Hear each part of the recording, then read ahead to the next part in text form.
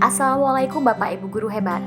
Kali ini saya akan memaparkan tentang aksi nyata yang telah saya lakukan modul 1.4 Budaya Positif.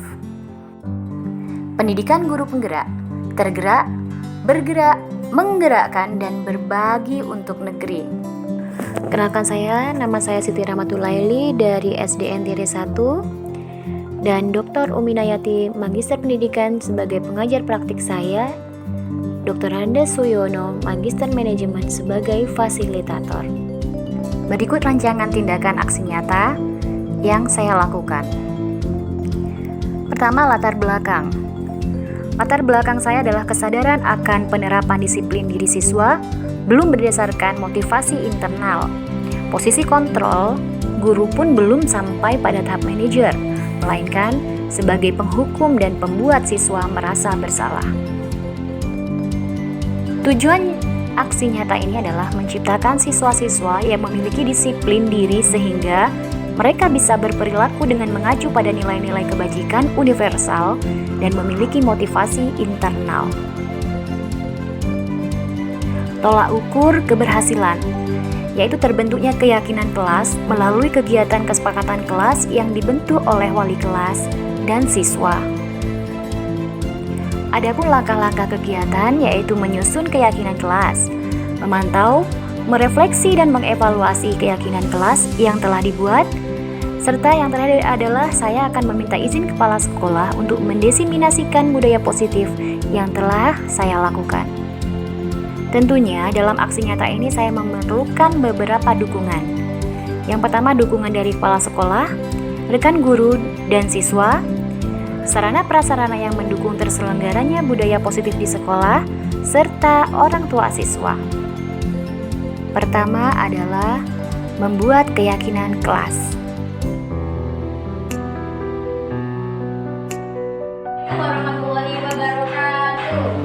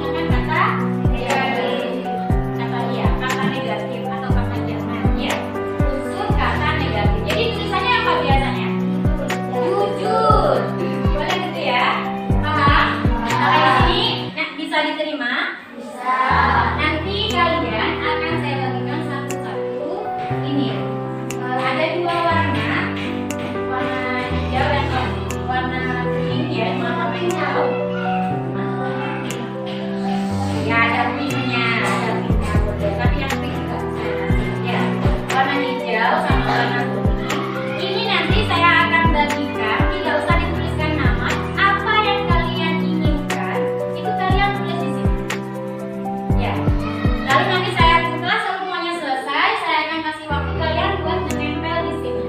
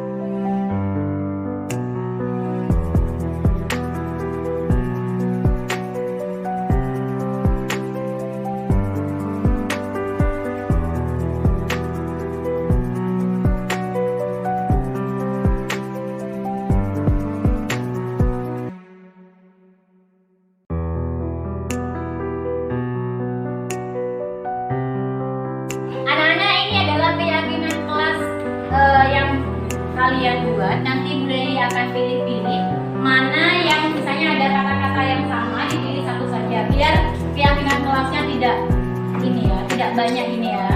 Saya yakin di antara 30 keyakinan ini ada beberapa yang sama, jadi diambil satu saja.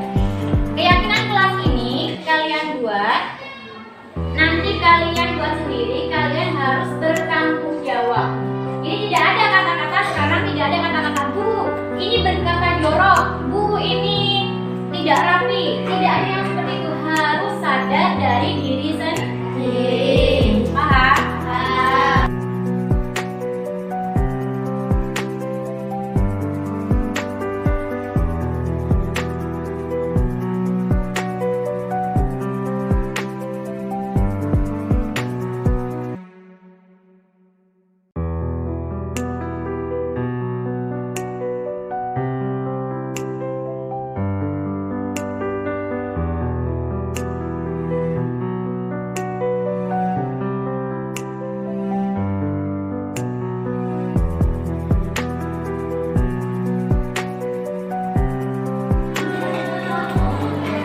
Sudah ya, perhatikan dari ke-30 tadi itu ada 1, 2, 3, 4, 5, 6, 7. Ada 7 keyakinan kelas.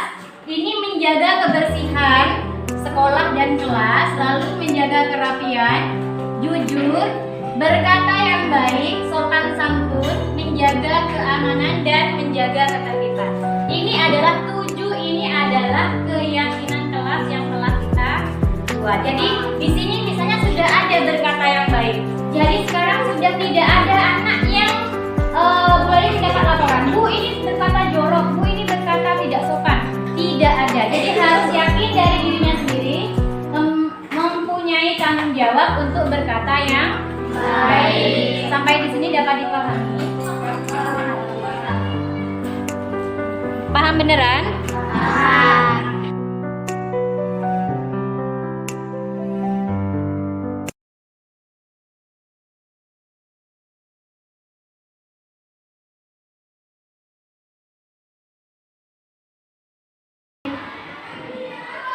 Afir, hari ini hari apa?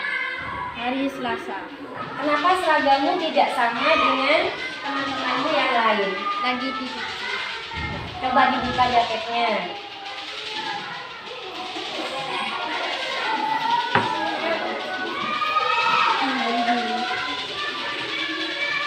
Ya, setelah istirahat, Afir menemui Buleli di sini.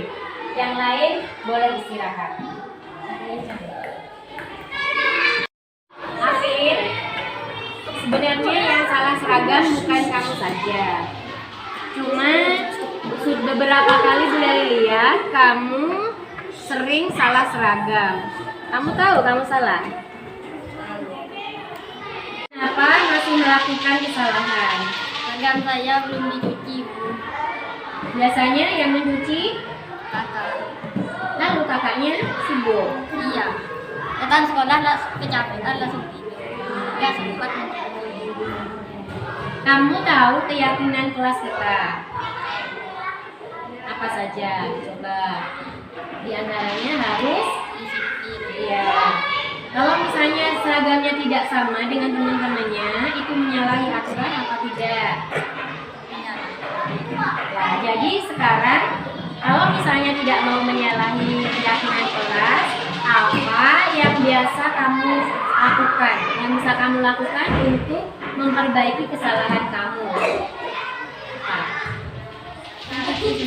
Ya, mencuci sendiri. Jadi lain kali kamu tidak usah menunggu kakakmu untuk mencucikan baju.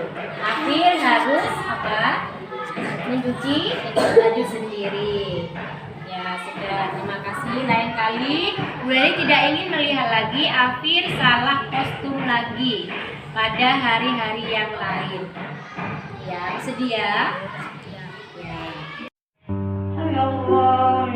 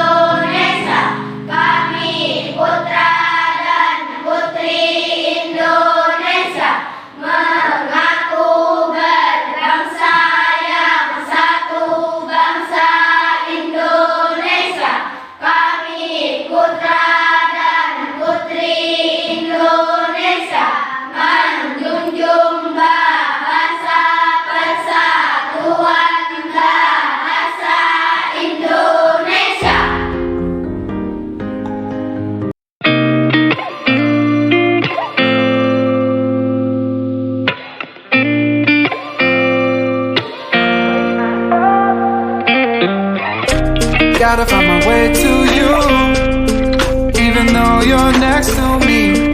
No matter what I do, your heart is drifting out of reach. Head underwater, I'm swimming harder, trying to keep this alive. Gotta find my way to you, now that our love has capsized.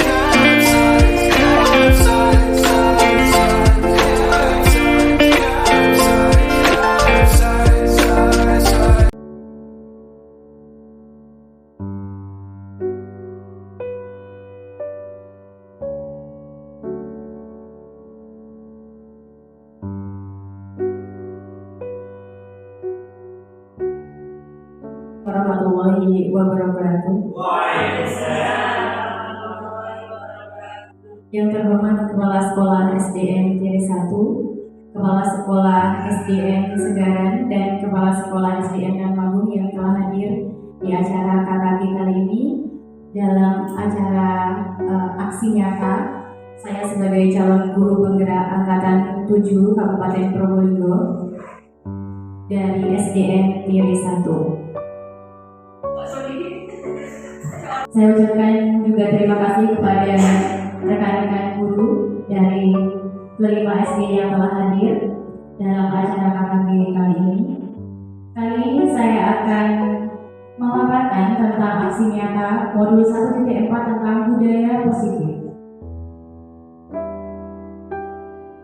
Saya akan menyampaikan tentang budaya positif, sesuatu yang saya pelajari selama menjadi guru penggerak dalam pendidikan guru penggerak dari modul 1 dari modul 1.1 sampai modul 1.4 tentang tujuan pendidikan.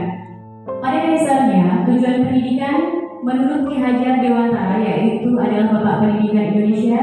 Tujuan pendidikan adalah menuntun segala kodrat yang ada pada anak-anak agar mereka dapat mencapai keselamatan dan kebahagiaan yang setinggi-tingginya, baik sebagai manusia maupun sebagai anggota masyarakat. Jadi menurut beliau pada dasarnya anak itu sudah ada benih-benih. Jadi benih-benih itu akan tumbuh sesuai dengan jenisnya sendiri. Kita sebagai guru itu tugasnya hanya menuntun, bukan menjadikan benih yang baru seperti itu. Misalnya ya, benih yang kita tanam, misalnya anak itu dari lahir itu sudah benih jenisnya itu padi. Jadi tidak bisa kita itu memaksa anak itu menjadi kopi misalnya. Jadi bagaimana kita itu di kurikulum Merdeka ini kita itu memfasilitasi anak supaya tumbuh sesuai dengan kemampuan yang dia miliki. Sebelumnya saya menjadi guru sudah 12 tahun, itu saya membuat anak itu sesuai dengan yang saya mau. Jadi misalnya dengan kasarannya saya itu selalu memilih menjadi misalnya kamu harus bisa menguasai materi ini bagaimanapun caranya. Jadi di kurikulum Merdeka itu sudah tidak ada seperti itu. Nah sekarang kita lanjutkan ke materi inti. Materi inti adalah budaya positif. Budaya positif itu adalah nilai dan kebiasaan di sekolah yang berpihak pada murid agar mereka dapat berkembang menjadi pribadi yang kritis, penuh hormat dan bertanggung jawab sesuai dengan profil pelajar Pancasila. Jadi budaya positif ini ketika siswa sudah terbiasa melakukan budaya positif, kenapa bukan tata tertib misalnya, tata tertib positif. Nah, budaya ini akan dibawa. Jadi bukan cuma di sekolah tersebut. Misalnya di sekolah Islam, misalnya basicnya Islam, anak-anak akan dibiasakan membaca Asmaul Husna misalnya. Jadi secara tidak sadar dia akan terbiasa melakukan hal tersebut. Sholat duha juga misalnya. Jadi budaya positif adalah budaya yang nantinya akan mereka bawa ketika sudah lulus di sekolah tersebut. Konsep utama budaya positif itu ada 7. Jadi kita nanti akan bedah ini satu persatu.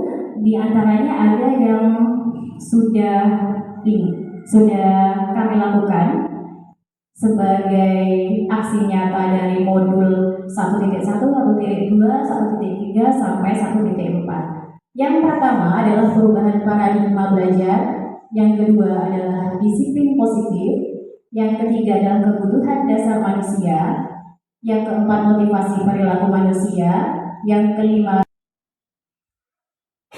dirancang itu berdasarkan proses pembelajaran yang terdiferensiasi atau sesuai dengan karakter belajar siswa. Jadi awalnya satu kelas itu menggunakan cara yang sama. Di pembelajaran terdiferensiasi ini, setiap siswa mempunyai kesempatan untuk menempuh cara yang berbeda dalam memahami pembelajaran.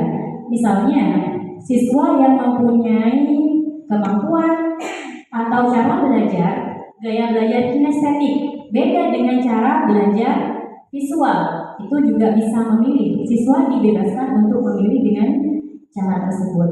Atau yang terbaru malah diferensiasi prasmanan, yaitu siswa dalam memilihnya itu memilih misalnya guru mau merencanakan suatu pembelajaran tentang ciri-ciri makhluk hidup.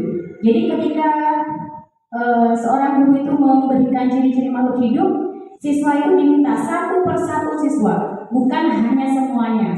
Jadi satu persatu siswa diminta untuk memilih materinya. Bagaimana misalnya materinya berbentuk video, materinya berbentuk PowerPoint, materinya berbentuk gambar, materinya harus melakukan sesuatu, itu siswa memilih sendiri dan memilih juga cara penilaiannya bagaimana. Jadi guru itu sudah menyiapkan seperti itu. Yang next. Nah, pembelajaran yang awalnya teacher centered menjadi student centered. Jadi jujur, awalnya saya hanya menggunakan metode ceramah. Jadi kalau menurut saya, ketika siswa itu mendengarkan penjelasan saya, itu akan lebih memahami dibandingkan siswa yang membaca sendiri. Atau hanya terlihat main-main misalnya. Itu yang awalnya saya lakukan sebagai guru. Pembelajaran yang awalnya teacher centered, jadi gurunya hanya ceramah saja, lalu siswanya setelah itu mengerjakan tugas sesuai dengan yang diperintahkan saya gitu. Terus selanjutnya pembelajaran tidak berorientasi pada nilai saja, namun pemahaman konsep. Jadi di kurikulum Merdeka itu pembelajaran tidak hanya berorientasi pada nilai, namun lebih ke pemahaman konsep. Jadi boleh jadi ketika nilai yang sama, tapi dia itu lebih paham atau malah nilainya tinggi malah tidak paham. Jadi ketika di cara di pembelajaran berdiferensiasi itu lebih menekankan pada pemahaman konsep dan pengaplikasiannya dalam kehidupan sehari-hari. Di suatu kelas rendah ada seorang guru. Ini ada contoh kasus ya. Ada seorang guru yang memanggil seorang murid. Jadi ketika satu apel ditambah dengan satu apel, itu hasilnya berapa? Murid itu jawabnya 3. Lalu ini kok tidak paham. Akhirnya guru itu menggunakan media baru. Satu jeruk, ini kan saya punya satu jeruk.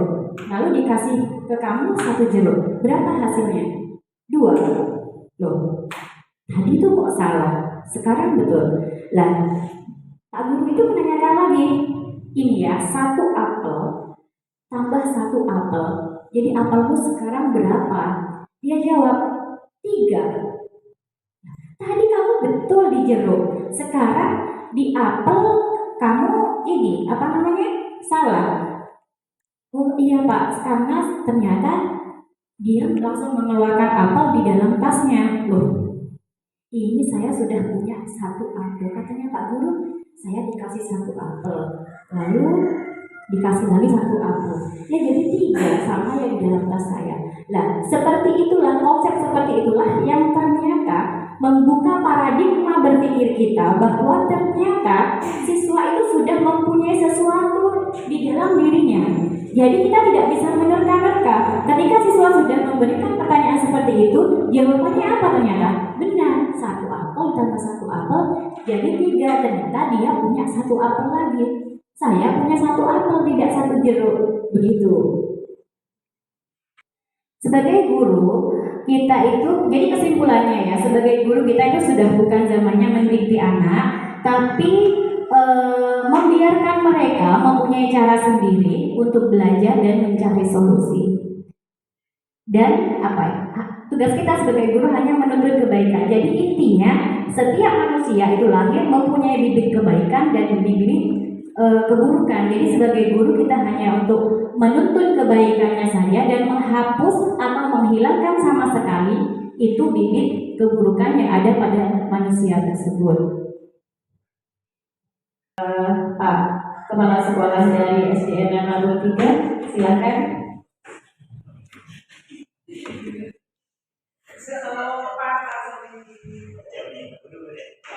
Lalu mungkin Bu Dewi dari SDN berapa Bu Dewi? Ya, dari SDN Senggaran, minta tolong maju ke depan. Jadi kita akan melakukan permainan. Nah, misalnya di sini saya mau meminta tolong kepada Pak Soli untuk memegang sebuah kertas di kepala begini. Silakan mundur biar terlihat di kamera.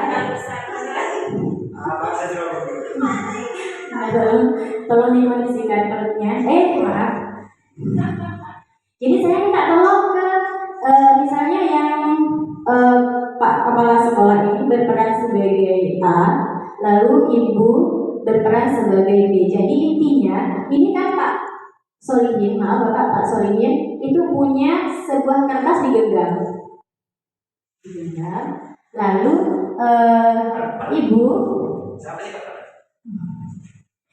Ibu minta tolong bagaimana caranya kertas itu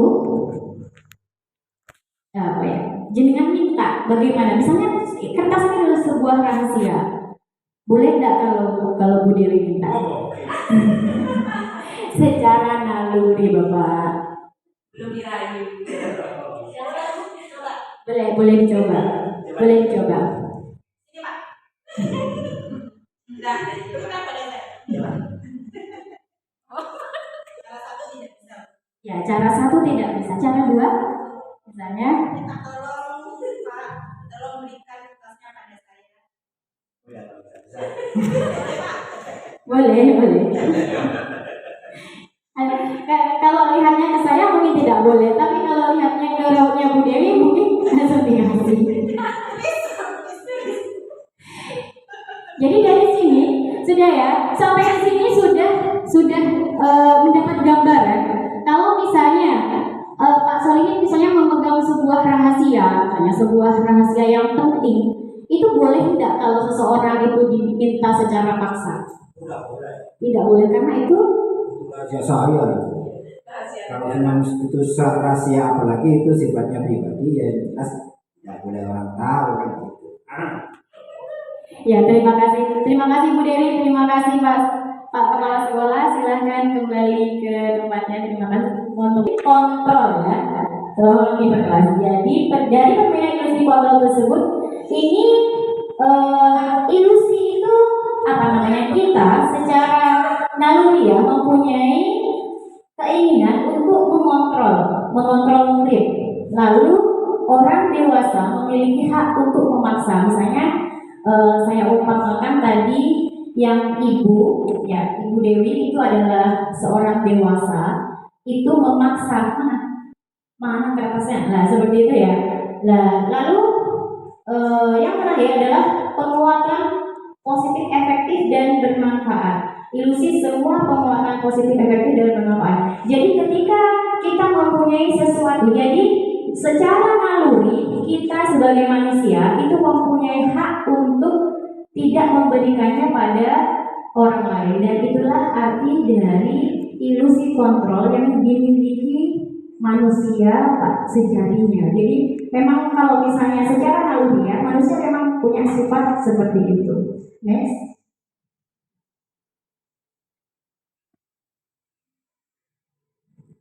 Selanjutnya adalah yang kedua, itu adalah disiplin positif. Jadi disiplin itu artinya berasal dari bahasa Latin yaitu belajar. Lalu budaya kita disiplin dimaknai menjadi sesuatu yang dilakukan seseorang pada orang lain untuk mendapatkan kepatuhan. Jadi kita cenderung menghubungkan kata disiplin dengan ketidaknyamanan. Jadi contoh kecil yang bisa kita pelajari adalah ketika kita terlambat. Jam 7.00 harus nyampe sekolah misalnya. Saya, jangan orang lain tapi saya contohnya. Itu kadang sebenarnya itu kan adalah hal yang wajar untuk melatih disiplin. Tapi saya sering sekali merasa tidak nyaman dan merasa dipaksa seperti itu. Jadi itulah sebenarnya budaya disiplin itu sesuatu yang dibuat untuk membiasakan diri. Tapi ketika kita merasa terpaksa, jadi kita akan merasa keberatan untuk melakukannya. Next. Pendidik sebenarnya tujuan kita melakukan disiplin seperti membuat peraturan tata tertib itu untuk memotivasi di dalam intrinsik mereka, di dalam diri mereka, hanya untuk hanya untuk mereka itu patuh. Jadi tidak langsung dari diri mereka, tidak berasal dari diri mereka. Oh, jadi saya melakukan ini karena takut dihukum. Contohnya di sekolah kami itu misalnya pada hari Sabtu tidak boleh memainkan lato-lato misalnya. Jadi ketika ada siswa yang memainkan lato-lato, terbalik, dari hari Senin sampai Jumat tidak boleh memainkan lato-lato kecuali hari Sabtu. Jadi ketika misalnya dari hari Senin sampai hari Jumat itu ada yang memainkan lato-lato, maka bentuk kedisiplinannya lato-latonya harus diambil. Nah, dengan cara seperti itu siswa merasa sebenarnya mereka keberatan, tapi bagaimanapun sebagai bentuk kepatuhan mereka agar tidak mendapat hukuman, misalnya lato-latonya diambil, jadi mereka berusaha patuh. Itulah namanya disiplin positif. Yang lakukan di kelas adalah membuat keyakinan kelas. Jadi di kelas kami itu kemarin saya membuat keyakinan kelas. Masing-masing siswa saya berikan satu kertas post-it itu. Jadi kertas post-it itu awalnya saya berikan anak-anak kita membuat budaya keyakinan kelas. Kenapa bukan tata tertib kelas tapi keyakinan kelas? Karena saya mau mereka itu bukan karena hukuman tidak melakukan pelanggaran, tapi karena dari keyakinan dari diri mereka sendiri. Contohnya, ketika mereka bilang di situ salah satu keyakinan kelasnya adalah berkata yang baik.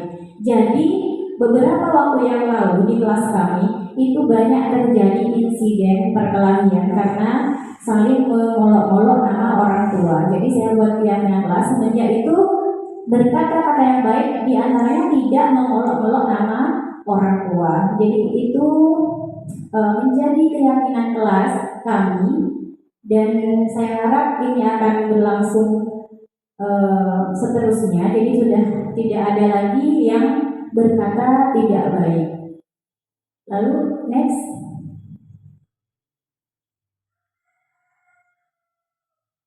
Ini contoh disiplin positif adalah salah satunya adalah sholat duha dan sholat duhur berjamaah di sekolah. Next. Nah, ini berbaris antri sebelum masuk ke ruang kelas. Jadi semua kelas diwajibkan berbaris dulu selain melatih kedisiplinan. Ini juga melatih budaya antri. Next.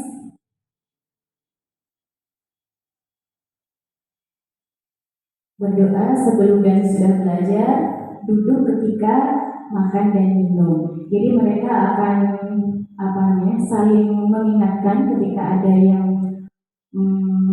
makan sambil berdiri atau minum sambil berdiri. Saya harap ini akan menjadi disiplin yang baik bagi siswa kita itu dan dibawa ke rumah. Jadi bukan cuma di sekolah, mereka mempunyai kebiasaan seperti itu. Next. Nah, ini adalah kebutuhan dasar manusia. Yang ketiga adalah kebutuhan dasar manusia, yaitu ternyata kebutuhan dasar manusia itu ada 5, yaitu bertahan hidup, yaitu survival, kasih sayang dan rasa diterima, love and belonging, penguasaan atau power, kebebasan atau freedom, dan kesenangan atau fun. Jadi intinya kebutuhan manusia itu adalah pada realitanya kebutuhan manusia itu tidak sama. Jadi manusia dengan manusia yang lain, misalnya saya dengan jenengan itu juga tidak sama. Jadi PR-nya kita harus berusaha memahami pandangan orang lain tentang dunia.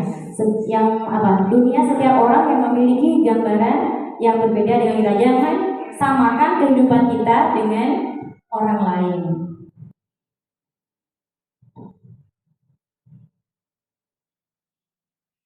Nah, misalnya saya memberi contoh, Doni, seorang siswa kelas 5 setiap hari sering meminta bekal temannya. Sebagai wali kelas, bagaimana sikap Anda jika menghadapi siswa seperti itu? Kira-kira apa alasan siswa itu melakukan hal tersebut? Next. Jadi ketika kita menghadapi sebuah persoalan, kita lihat dari segi survivalnya. Sebagai manusia, dia itu punya rasa lapar. Jadi mungkin dia melakukan itu karena dia lapar, namun tidak mempunyai uang saku untuk membeli sesuatu misalnya. Lalu ada power itu anak itu merasa hebat dan teman-temannya takut padanya dan menuruti kemauannya. Jadi sebenarnya dia tidak butuh, tapi dia dalam dirinya dia ingin terlihat mempunyai power. Jadi agar di hadapan teman-temannya dia itu terlihat hebat, dan ketika ada temannya menuruti dia merasa bangga gitu. Yang ketiga adalah anak itu senang menangis, temannya menangis dan melihat ekspresi temannya. Jadi ada sebagian orang atau sebagian anak yang memang memiliki kecenderungan seperti ini.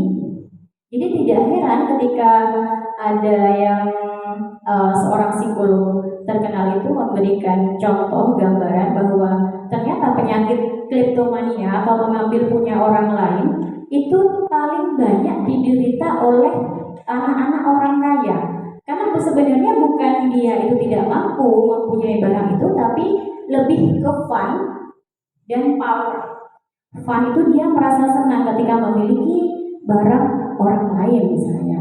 Lalu freedom, usaha Doni untuk menunjukkan eksistensi dirinya. Jadi dia bebas ingin melakukan sesuatu itu dia bebas. Nah, yang terakhir love and belonging. Teman-temannya menjadi perhatian pada anak itu. Jadi dia hanya butuh perhatian. Mungkin di keluarganya dia kurang perhatian. Jadi dia berusaha mencari perhatian di kelas. Motivasi perilaku manusia. Jadi motivasi merupakan dorongan yang timbul pada diri seseorang secara sadar atau tidak sadar. Jadi ini ada motivasi eksternal, ada motivasi internal.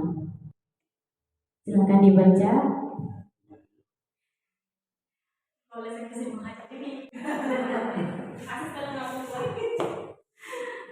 Konsep disiplin dengan identitas gagal. Jadi di sini kita lihat kalau misalnya hukuman, ketika kita memberikan suatu tata tertib, misalnya itu ada hukuman dan ada penghargaan. Jadi ketika hukuman, salah satu contohnya adalah bukan salah satu contohnya, mengakibatkan sesuatu yang menyakitkan, tidak nyaman, murid itu merasa merasa takut, lalu terpaksa, jadi melakukan itu tapi secara terpaksa, lalu menyembunyikan kesalahan dan menjadi rendah diri. Itu adalah akibat dari disiplin yang memberikan hukuman untuk sesuatu yang misalnya dia pelanggaran. Lalu penghargaan tidak efektif atau merusak hubungan. Jadi ada sifat iri, mematikan kreativitas dan ternyata merampas hak menghargai dirinya. Next.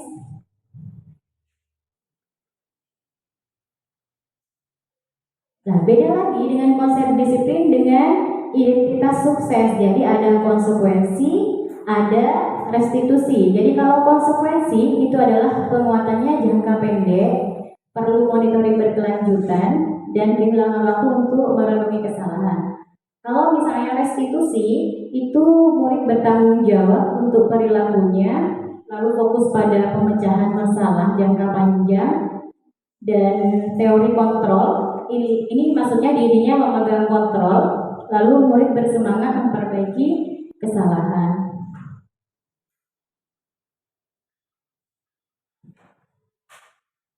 Pendekatan restitusi ini disarankan untuk pendidik dalam menghadapi masalah ketika misalnya sudah di sekolah tersebut sudah ada disiplin, sudah ada peraturan, sudah ada tata tertib. Yang pendekatan yang cocok itu disarankan adalah pendekatan restitusi, sebuah cara menanamkan disiplin positif pada murid, yaitu proses menciptakan kondisi bagi murid itu untuk selanjutnya pendekatan restitusi ini disarankan untuk pendidik jika di sekolah tersebut sudah ada namanya misalnya disiplin, kedisiplinan tata tertib, misalnya ada peraturan. Jadi ketika ada yang melanggar, daripada diberi hukuman, diberi penghargaan, itu mending ada pendekatan restitusi. Jadi kebanyakan anak yang saya tahu itu beberapa hal yang saya tangkap di sini, teori behavioristik yang harusnya memberi ketika ada stimulus ada respon. Jadi ketika seorang murid misalnya melakukan kebaikan lalu kita puji, kita beri penghargaan, lama-lama dia kan akan memberi penghargaan, melakukan kebaikan lagi. Itu beda lagi di teori ini. Ternyata seperti itu malah akan membuat mentalnya ketika dewasa itu sudah tidak baik. Jadi lebih disarankan ke pendekatan restitusi. Jadi ciri-ciri restitusi misalnya melakukan kesalahan itu adanya fokus pada karakter, menguatkan dan fokus pada solusi. Jadi yang memberikan solusi adalah diri mereka sendiri. Perbedaan hukuman, konsekuensi dan restitusi. Ketika untuk hukuman itu guru menghukum siswa tersebut untuk hormat bendera selama 10 menit, atau boleh misalnya tidak mengerjakan PR, berdiri di depan di dekatnya meja guru sampai istirahat misalnya. Terus contohnya konsekuensi, guru memberikan konsekuensi untuk mengerjakan PR-nya saat istirahat atau mengerjakan sebanyak 2 kali lipat. Lalu guru tegas dan siswa menghormati peraturan. Sedangkan untuk restitusi itu guru menanyakan keyakinan kelas. Jadi ketika sudah terbentuk keyakinan kelas, guru itu menanyakan keyakinan kelas. Salah satu bentuk keyakinan kelas yang sudah dibuat itu apa? Lalu semua orang itu melakukan kesalahan. Jadi mau itu bagaimana? Nah seperti itu saya tidak saya misalnya saya tidak mengerjakan PR karena saya nonton HP. Lalu mau bagaimana? Nanti saya akan mengurangi main HP misalnya. Itu adalah salah satu bentuk restitusi.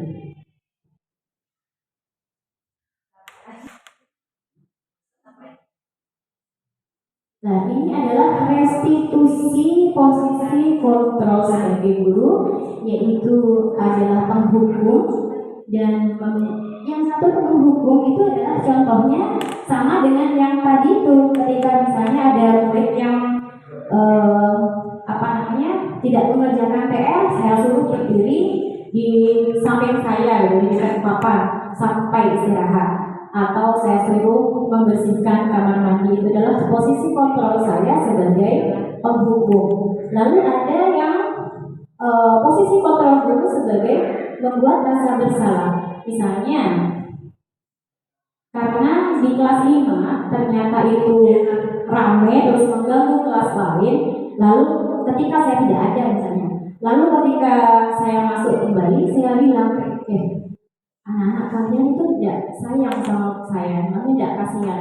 Saya ditegur kepala sekolah karena kalian ramai dan mengganggu kelas lain. Akhirnya mereka merasa bersalah. Itu adalah posisi saya sebagai pembuat rasa bersalah.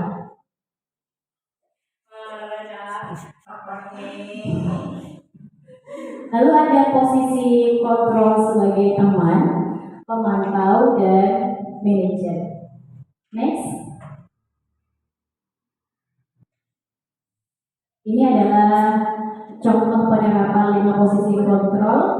Misalnya siswa tidak memakai atribut lengkap saat upacara bendera. Menurut Bapak Ibu lebih sering ke posisi yang mana? Pak Kepala Sekolah lebih posisi yang mana? Di atas. Di atas. Maksudnya? Bapak Ibu, ini adalah contoh penerapan 5 posisi kontrol. Menurut Bapak Ibu, Pak Solihin lebih sering ke posisi kontrol yang mana, Bapak? Di atas. Membuat rasa bersalah. Oh iya, membuat rasa bersalah. Berapa kali Bu Guru harus memberitahu kamu? Pak Guru harus memberitahu kamu gitu ya? Iya, Pak Guru kecewa sama kamu. Gitu, misalnya. Next.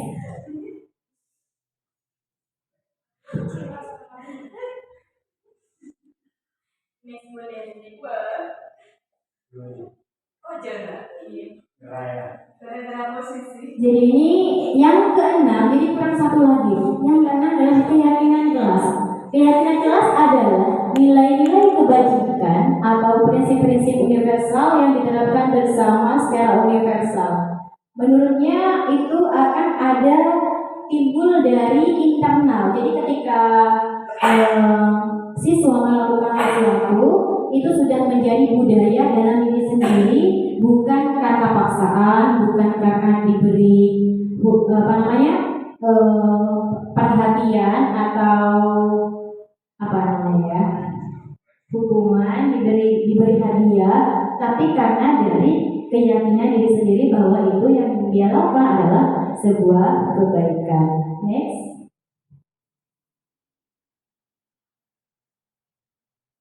Nah, ini keyakinan kelas ternyata itu sifatnya lebih abstrak, yang penyampaiannya universal, sedikit agak mudah dipahami dan dibuat dalam bentuk positif.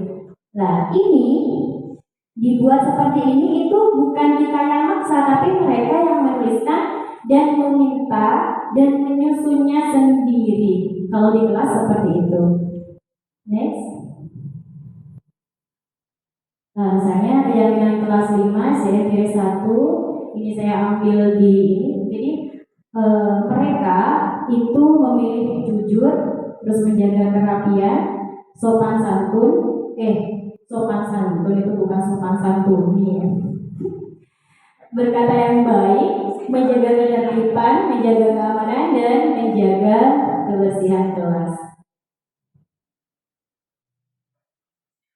Untuk yang terakhir adalah segitiga restitusi, yaitu proses menciptakan kondisi bagi murid untuk memperbaiki kesalahan mereka sehingga mereka kembali pada kelompok mereka dengan karakter yang lebih kuat.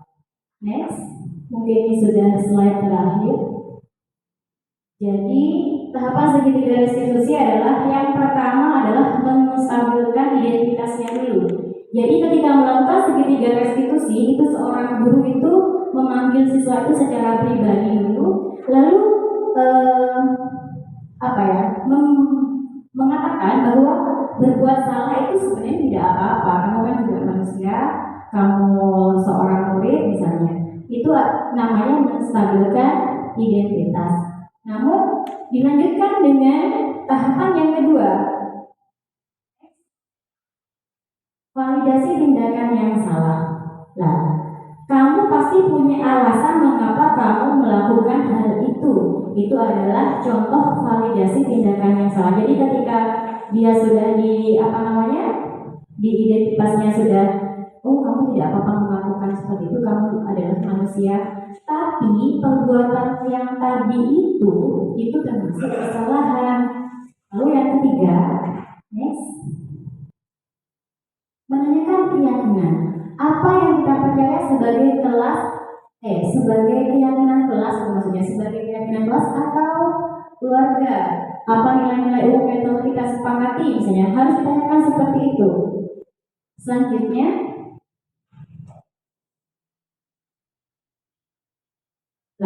contoh segitiga restitusi yang pernah saya lakukan adalah pada salah satu siswa saya di kelas 5. Jadi ketika itu ada seorang siswa yang selalu salah seragam. Jadi ketika dia hari Senin pakai merah putih ya, terus hari Selasa waktunya olahraga dia pakai batik, waktunya batik dia pakai pramuka misalnya. Lalu saya panggil, saya tanyakan, awalnya saya menanyakan identitas dulu. Jadi sebenarnya kamu ada sebagai manusia kamu melakukan kesalahan itu wajar. Namun langkah selanjutnya saya tanyakan, kamu sadar kamu seragam yang berbeda-beda di hari yang berbeda tidak sesuai dengan ketentuan itu merupakan kesalahan atau bukan? Dia jawab salah Bu. Lalu kenapa kamu melakukannya? Ini Bu, ibu saya meninggal, biasanya yang mencuci adalah ibu saya misalnya. Terus lalu saya tanyakanlah, kamu sudah tahu kamu sudah melakukan kesalahan, bagaimana cara kamu memperbaiki kesalahan kamu? Dia jawab gini Bu, jadi setiap pulang sekolah biasanya kalau seragam itu harus dicuci, saya cuci sendiri tanpa menunggu kakak, tanpa menunggu bapak. Begitulah contohnya kira-kira. Dan paparan dari kami, saya ucapkan terima kasih kepada yang telah meluangkan waktunya ke menghadiri pagi kali ini. Saya secara pribadi mengucapkan terima kasih. Wassalamualaikum warahmatullahi wabarakatuh.